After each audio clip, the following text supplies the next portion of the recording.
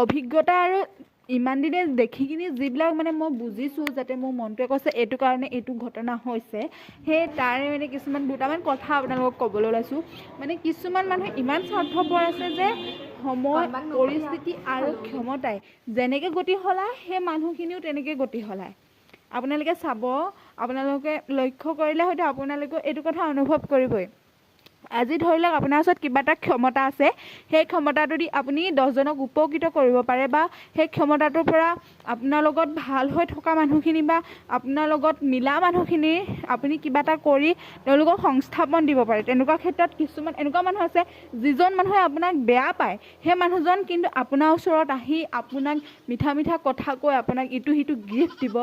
আপোনাক তেওঁ ঘৰলৈ নিমন্ত্ৰণ জনাব যে আজি এইটো খাম সেইটো খাম আহিবি তেনেদৰে আপোনাক লৈও যাবহি ঘৰৰ পৰা ঠিক আছে তেনেকৈ থাকিব যে এতিয়া আপোনাৰ লগত আপোনাৰ মানে ক্ষমতাটো থাকিব যোনদিনাখন আপোনাৰ সেই ক্ষমতাটো নাইকিয়া হৈ যাব সেই ক্ষমতাটো আন এজনৰ ওচৰলৈ যাব ক্ষমতাই যেনেকৈ গতি সলাই আপোনাৰ পৰা আহি আন এজনৰ ওচৰত থিতাপি ল'লে সেই মানুহখিনিও চাব আপুনি আপোনাৰ ওচৰৰ পৰা আহি সেই ক্ষমতা থকা মানুহজনৰ ওচৰত থিতাপি ল'বই